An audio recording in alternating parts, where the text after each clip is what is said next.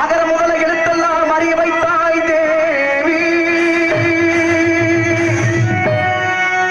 ஆதி பகவன் முதலன்றி உணர வைத்தாய் தேவி.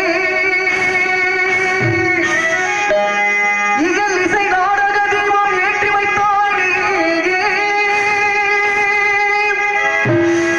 ஈன்றவர் நெஞ்சை இன்று குளிர வைத்தாய் தாயே.